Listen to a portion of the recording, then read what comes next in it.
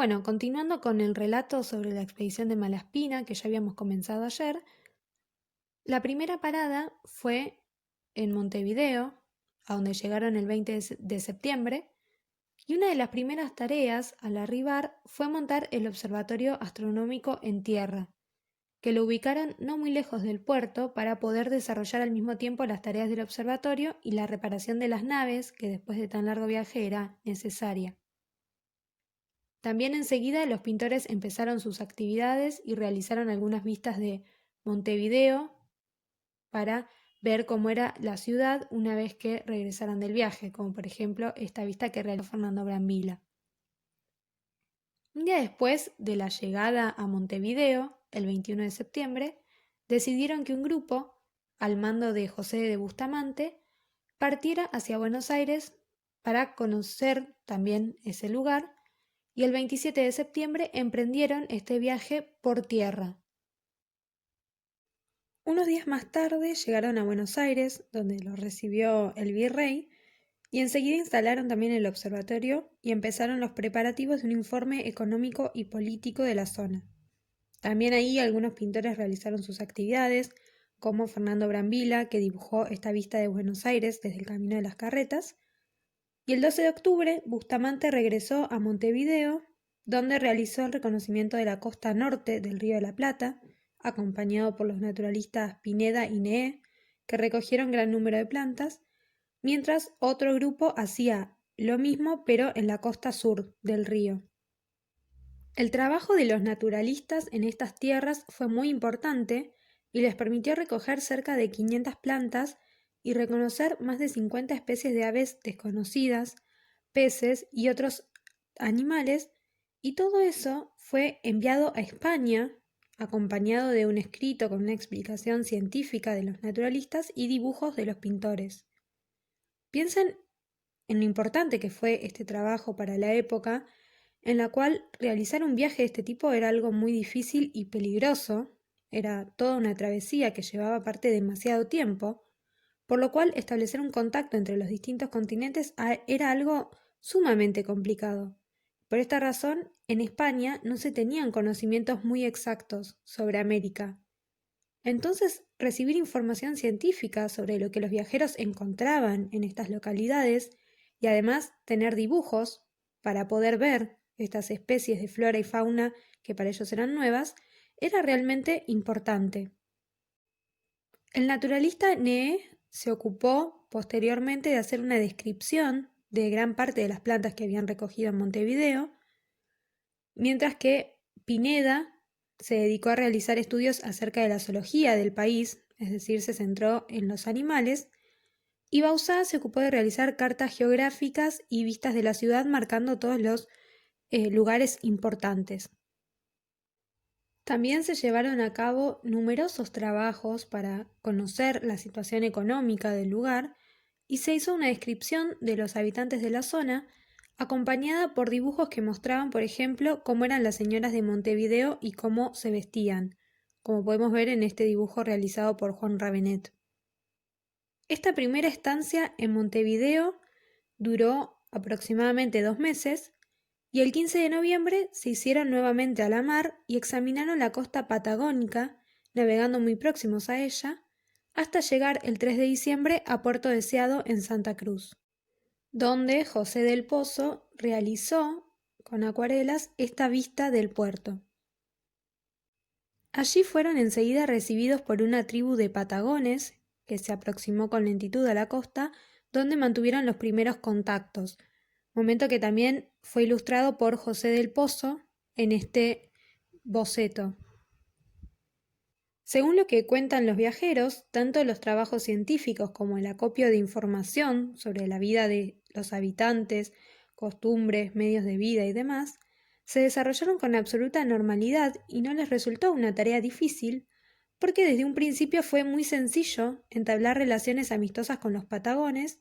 que, con algún que otro regalo, se dejaban interrogar rápidamente. Al igual que en este dibujo, o en el próximo dibujo que vamos a ver, hay varias imágenes que ilustran las reuniones con los patagones, porque los encuentros se sucedieron con cierta frecuencia y eso les permitió obtener a los viajeros europeos un conocimiento bastante completo de sus costumbres, comportamiento, religión, así como también el significado de algunas palabras de su idioma. Cuentan los viajeros en los diarios que escribieron durante este viaje que el obsequio de un cuchillo o unas tijeras ya era suficiente para que los patagones pasaran horas junto a ellos hablándoles de su vida y sus costumbres. Se trataba de un pueblo errante que vivía principalmente de la caza, basada sobre todo en el guanaco, cuya piel utilizaban para la vestimenta, y en el avestruz. En sus diarios, los viajeros también realizaron descripciones físicas de los patagones y decían que su talla, en general, era mayor que la del europeo, pero que no eran gigantes como se había contado antiguamente. El color de su piel era semejante al cobre, tenían cabeza grande, algo achatada, frente llana y pequeña, ojos chicos y hundidos, nariz chata, boca grande y pelo negro, que llevaban untado con una especie de aceite o grasa de lobo, que tenía un olor muy fuerte. El pelo colgaba suelto y lo sujetaban con una cinta o correa que le ceñía la cabeza por la frente, y estas descripciones que hacían los viajeros por escrito también estaban acompañadas de dibujos, como este de José del Pozo, donde se podía ver más claramente el aspecto de estos habitantes patagones. Los trajes que utilizaban, según cuentan en los diarios, se componían de pieles de guanacos,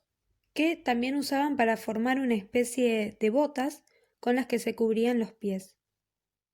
La tribu con la que mantuvieron tanto contacto estaba constituida por 60 personas, y según el diario de la teniente don Antonio de Toba Redondo, las armas que utilizaban se reducían a unas bolas, idénticas a las que usaban en la provincia de Buenos Aires, con las que eran verdaderos expertos, y con ellas y con lanzas hacían las guerras y cazaban el guanaco y los demás animales. En este diario el teniente cuenta también que estos patagones eran auténticos nómadas que se movilizaban en busca de la caza, del agua y de los alimentos básicos para subsistir. Entonces, en verano, descendían hacia el estrecho de Magallanes, más al sur, donde al parecer vivían bajo el mando de un jefe supremo, que era el que decidía cuándo se hacía la guerra o cuándo realizaban aquellas operaciones que exigían el movimiento de todas las tribus de patagones. Y en invierno se dividían en tribus más pequeñas, a las órdenes de un cacique particular, y retrocedían hacia el norte y se asentaban a lo largo de la costa. Mientras Antonio Pineda, el naturalista, fue el principal encargado de tomar nota de los contactos y el comportamiento de los patagones con los españoles, Nee recorrió en solitario los campos y orillas del mar, recolectando un buen número de plantas que describió con detalle y de las que mandó a Guío que hiciera algún dibujo, mientras otros oficiales realizaban las mediciones y las observaciones geográficas. Finalmente, el 14 de diciembre emprendieron viaje nuevamente y 3 días más tarde avistaron a larga distancia las salvajes e islas altas, las más occidentales de las Islas Malvinas. Su deseo era llegar a Puerto Egmont, donde se haría un nuevo estudio completo de la zona, y después de costear varias islas pequeñas, llegaron allí el 18 de diciembre, donde realizaron este dibujo. También allí Nee recorrió las inmediaciones del puerto y recogió algunas plantas, de las que más tarde hizo una buena descripción, pero a los 6 días de permanencia dieron por concluidas las tareas y emprendieron viaje hacia la costa de Chile. Después de Chile visitaron Ecuador, Panamá, Estados Unidos, Filipinas, Nueva Zelanda y Australia, y finalmente decidieron emprender el regreso, volviendo a bordear la costa patagónica para llegar a Montevideo, que iba a ser el último puerto a tocar antes de regresar a España. Sin embargo, los naturalistas plantearon que no era muy útil hacer el viaje por mar, que ya lo habían realizado, bordeando la costa patagónica que ya la habían conocido en profundidad, mientras el interior de América del Sur permanecía desconocido para las ciencias físicas y botánicas. Entonces lo que se decidió fue que el naturalista Henk hiciera el viaje a Buenos Aires por tierra, recorriendo el interior de Perú y ocupándose no solo de la botánica, sino también de la zoología, mientras que Nee iba a recorrer Chile a lo largo de la cordillera de los Andes, realizando sus investigaciones botánicas hasta llegar a Buenos Aires. Y el resto de la expedición iba a continuar el viaje por mar. Entonces, como dijimos, Neé, con algunos acompañantes, recorrió Chile desde Talcahuano, pasando por la Concepción y luego encaminándose a Santiago, con el propósito de cruzar la cordillera de los Andes y llegar a Mendoza. Según cuenta el naturalista en una carta, se les hizo muy difícil el paso de la Puna. De hecho, decía que cruzarlo era una sofocación que no los dejaba casi respirar, pero sin embargo, al recorrerlo pudieron realizar algunos dibujos muy interesantes, como esta vista desde el punto más elevado en la cordillera de los Andes, o, por ejemplo, esta vista del Aconcagua, que es la cima más elevada en América y que fue realizada por Felipe Bauzá cuando estaban de camino a Mendoza, e incluso este dibujo o boceto más bien del río Mendoza realizado también por Felipe Bauzá, ya en Argentina. Una vez llegados a Mendoza se dispusieron a cruzar la llanura argentina, donde pudieron ver un incendio que también fue ilustrado por uno de los pintores, y finalmente el 15 de abril llegaron a Buenos Aires,